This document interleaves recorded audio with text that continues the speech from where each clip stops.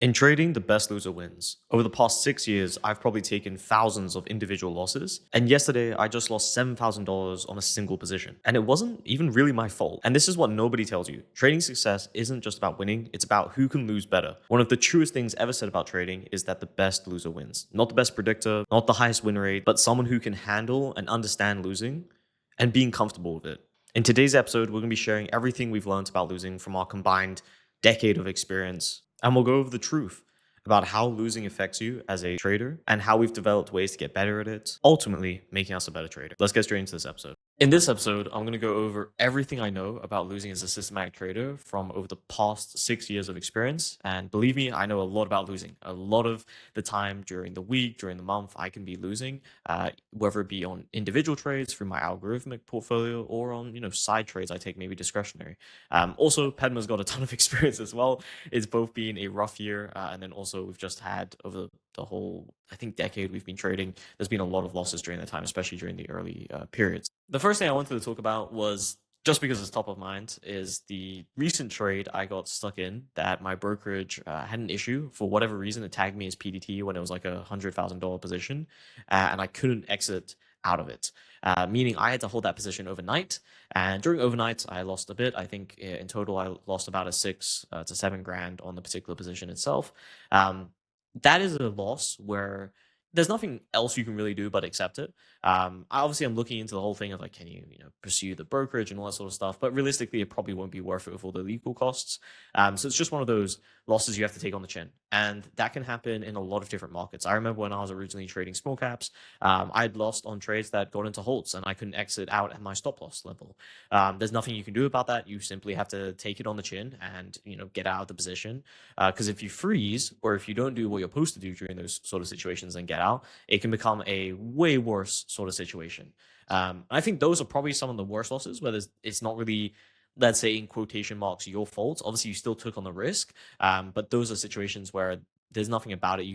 Your stop loss got halted over, or you couldn't even exit out of position because of a brokerage issue, or maybe your brokerage went down, or you had a whole internet power outage. All those sort of stuff can happen, which are external risks, which when you're taking on a trading position, maybe you're not thinking about those on top of mind, but those are still things that can happen. And you have to be aware that that's a risk you're taking on to even have any sort of return in the first place. Padma, have you ever suffered anything like that?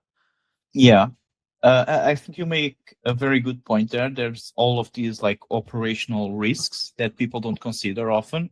Like I remember back in the day, like I wasn't trading much size back then, right? It was like 2018, if I'm not mistaken. I don't remember the ticker, but I got stuck in a halt, and I had a very considerable position like very considerable at the time, right? And to me, I remember being in my office. I worked as an accountant back then still, and I was in my office, and like I could not focus on anything. I think I was in an alt. I don't know how long it lasted, but I was like updating Twitter. I was like checking everything in the news. I was sweating, like, and that stuff you don't see on a backtest, right? At the time, I had backtests for small caps, like the type of trades I was doing, not very sophisticated, but still I had some data, and that really like opened my eyes for the actual operational risk of running these models. It's, yeah, you can have all the backtest, the data, whatever, but you're only going to feel it once you get stuck in one of those. And I know stories from people that get stuck on those T12 alts, if I'm not mistaken, and they get altered like for a year or so or more, and the thing is they still incur in borrow costs, right? If I'm not mistaken. Yeah, I can actually tell you just a quick story, just to interrupt on that. I remember I knew one trader back in the day. I think he had turned his like 5K account into about 50 grand, give or take. And he ultimately lost that whole account because he was short on one particular ticker that went into a T12 hold. It was holded for over a month, and he had to pay locate costs on that particular ticker. And then when it finally unhalted, I think he would have been maybe up a slight bit of money, but like that's just the ultimate fuck you. And he didn't really ever come back to trading, at least from my knowledge. I haven't really kept up to date with him, but that was a very tough thing to see when I saw it, because I was like, holy, like, that there's a lot of risk that can go wrong when you're trading. Yeah, that's insane.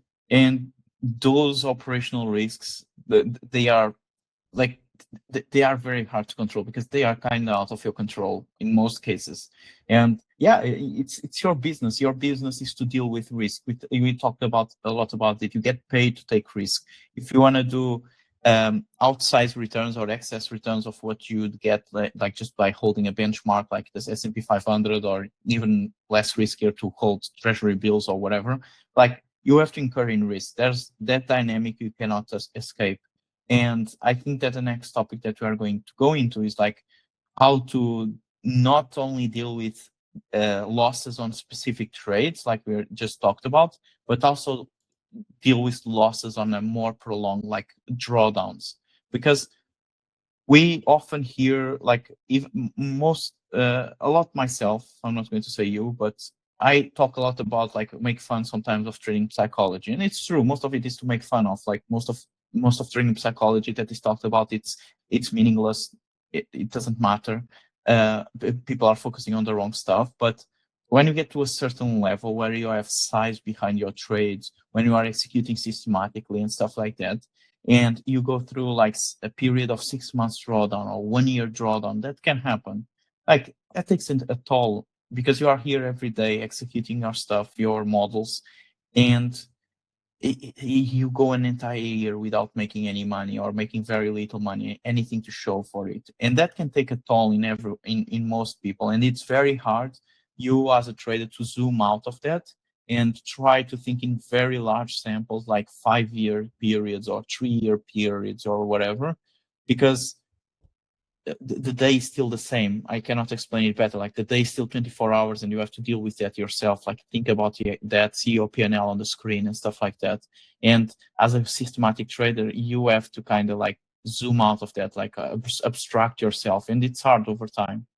I think the comment you made about like you're still gonna have 24 hours is so important because when I was stuck in that position, there was nothing I could possibly do. I tried to call the broker many times. I went into support agents, and ultimately they basically said the position will be closed out tomorrow, market open. So, like the only objective then, once I kind of accepted that, was I needed to distract myself as much as possible. So I went to watch the movies with my girlfriend. I went to get food, just anything possible to get myself away from the computer, away from looking at any charts. I even actually left my phone at home and just like went out, because you there's just nothing at the end of the day you can do, and that can be in the place of where operationally there's nothing you can do, or it's in the place where you have your system executing, you trust the system, but you just have to let it execute. You have to get through the 12 hours or whatever until the next time you sleep and wake up, and see how those positions have changed. And many times the roughest drawdowns can last days, months, even years, and that's a very long period of time where you have to deal with the mental fatigue of that. And a lot of the time, that's why Pedro and me both speak about it, is that psychology is a bit of a whiff-waff sort of thing when you don't have a strategy or an edge, but it does really take into account when you do have that strategy and edge, and you just have to execute it. Like as Jim Simon says, like you just have to slavishly use the model, but the side of that which you don't see is you have to be able to do that every day, execute in and out, and just kind of get on with the day somehow while still having that P&L rotating or whatever position's going in. Yeah, like like on the data, everything looks cool, right? Like a 30% drawdown, it's cool on the data. You see it, you see the number. It takes 1 second to check it, and it's fine.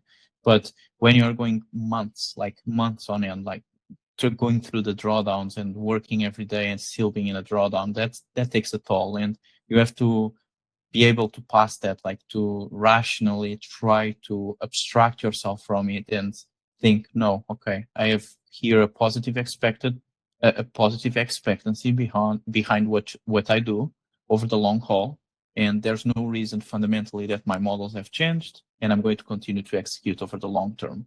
And that's really hard.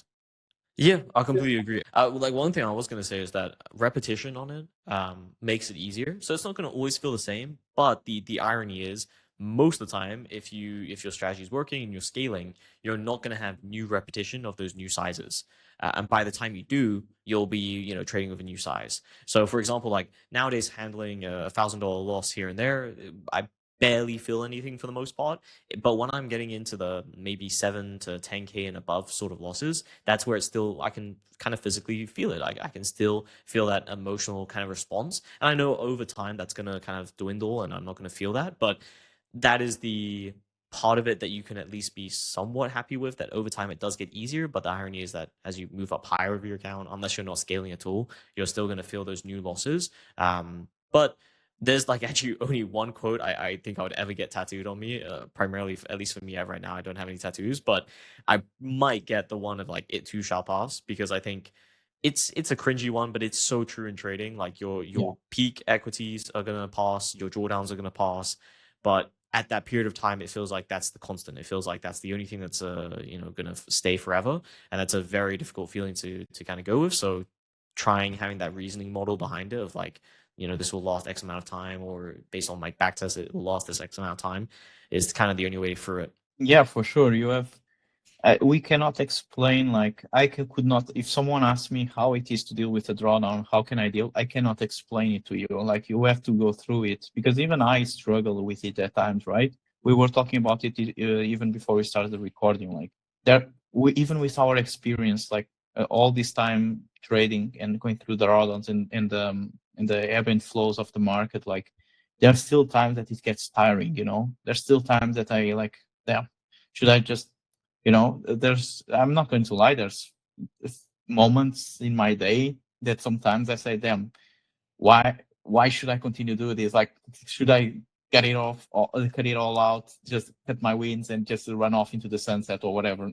Not that I'm in a position to do that yet, but you know what I mean. And it's a struggle, it's a daily struggle. But then there's those few times a year, at least in the sort of models that I trade, there's those few times a year that really compensate for everything. And you need to think about that over the long haul. I'm here to extract some excess returns above what is normally expected, and that takes risk and that takes volatility, and I just have to be comfortable with it, abstract myself from those days. Completely. I think also a good mental model that I've been using is like, it's the cost of doing business, kind of like how, if you're running an e-commerce thing or anything like that, you have to pay for inventory beforehand, and then you have to go through that period of where you make that money back. I think in some essence, it's very similar with trading. You have to go through X amount of drawdown, and then you will, depending on your strategy, hopefully make that back and then plus more. But that takes time. And a lot of the time you have to be in the hole for X amount, and you have to be sitting with that on a daily basis and kind of accepting it. One thing I will say that's definitely helped me as well is like trying to remove myself from the computer as much as possible during those days. Doesn't mean I'm not getting work done. It just means that maybe I have a spare computer, so I'll go work on that computer where I don't have access to any of like my brokerage stuff, and it's just I can kind of sort of forget about it almost. Like, it's still in the back of my mind, but it's a good way to disassociate a bit from it. Yeah, for sure. Also keeping some like sort of activity on the side, even people really rush into full-time trading and stuff like that, and we talked about it a lot. Like, I don't think that's, unless you have a lot of money already, like we're talking like seven figures and beyond that, like full-time trading is not what's expected. Yeah, it's fun for a few months, and you can really focus on your trading and stuff like that. But if you don't have anything else to like take your attention at times, it gets hard. Thinking about the numbers every day and thinking the ebbs and flow of the market, it can get hard.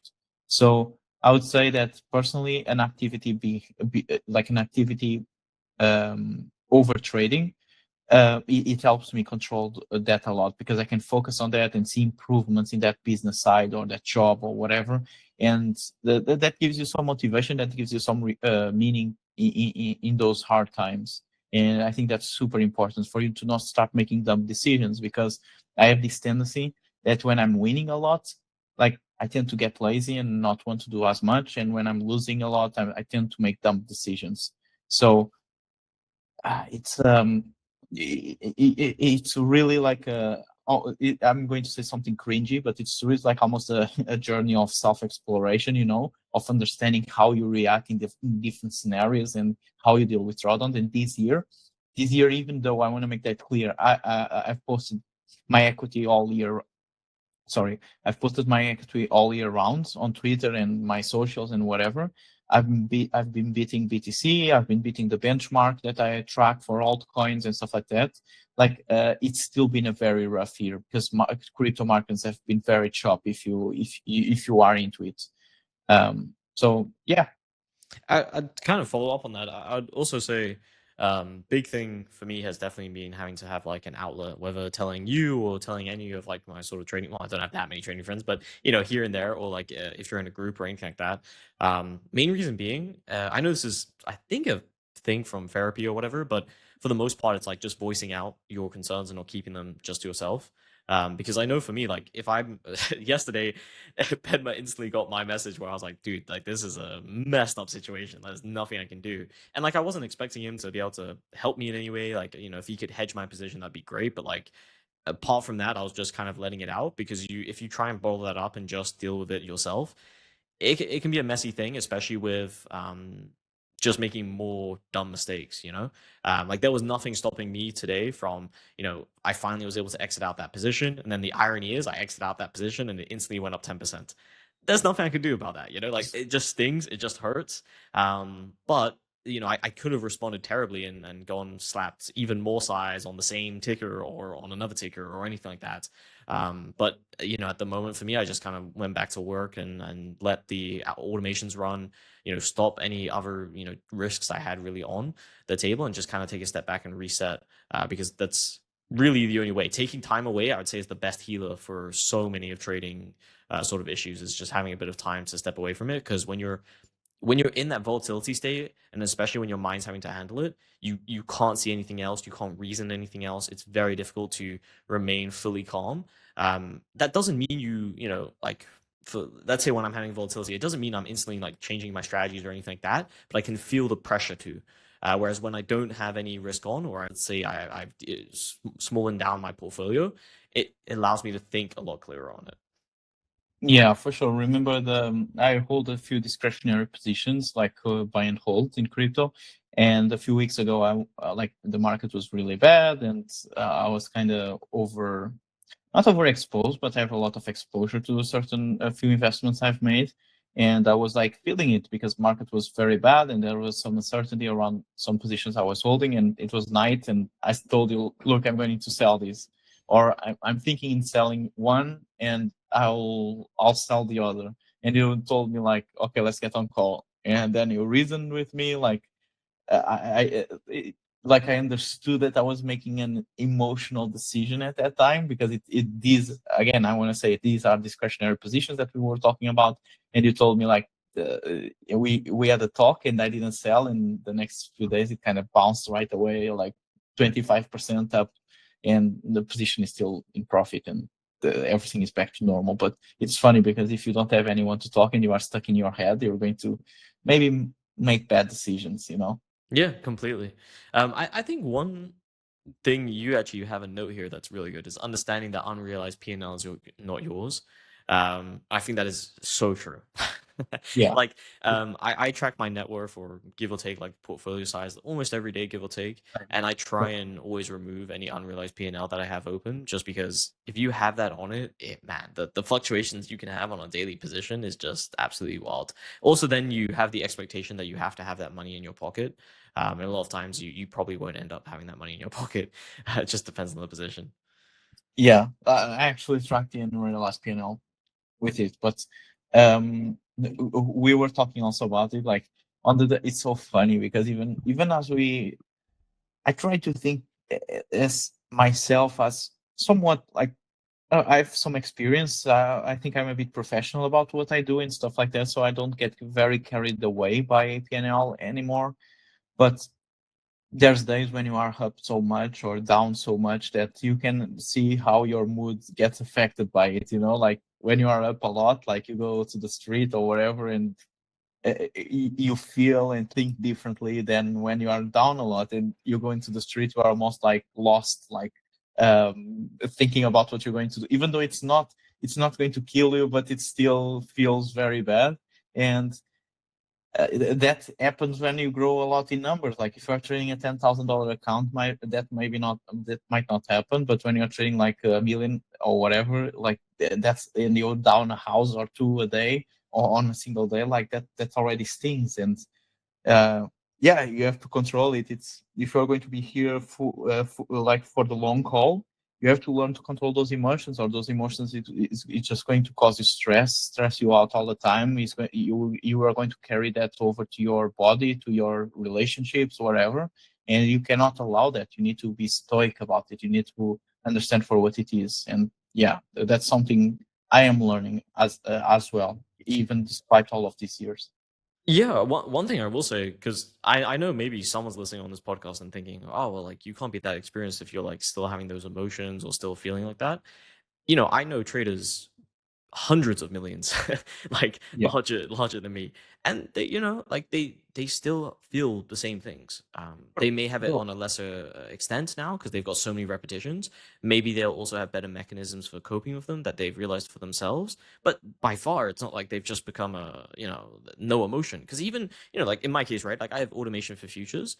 Like I said, like my main issue for profitable trading was execution. I am a very bad executioner for like trading for the most part, but I can manage systems decently well because there's enough time delay there where I can, recalibrate my emotions or rethink or logically reason out of them. Whereas executing like live, that was always an issue for me. So automation completely solved that and removed the emotion, let's say, from the trade. But obviously, automation doesn't remove the emotions from the actual portfolio or the daily swings or the monthly swings or the yearly swings, whatever. But like so many of the bigger traders I know are still gonna have that emotional swing side of things. Many times they'll also even make a mistake because of emotion, but it's how they limit that mistake because they have a decent amount of experience. They understand that no one mistake can take them out of the game. They have to make sure that every mistake is controlled as much as possible, even if it is going to be a mistake or if they feel a bit emotional taking something. bro, when someone like makes a comment like that, and that happened to me, like I think 1 week ago or 2 weeks ago, that someone said, "Oh, if you are," what did he say? It said something along the lines on Twitter, like if you feel those emotions, it's because you're gambling or something like that. You Oh know what? yeah. Yeah, you know what I immediately said? Like, that's the thing I say to everyone that's going to make that crazy. What was your P&L last year? Or what are you trading with? And you'll see that all of them fold right away because they are not trading real size. Every like go on podcasts of really big traders for example, of Kylie Williams or the other guy will like Jack Kellogg or other like of Tim Grittani, like him talking about like his emotional struggles of Christian Kilamagi, like all the big traders. Go watch their stuff, like the real big like verified traders, and you'll see that they all talk about the same stuff. Like of the emotional side when you get to a certain size in your portfolio. It you can say like, oh, this is because you're not professional, systematic. Yeah, bro.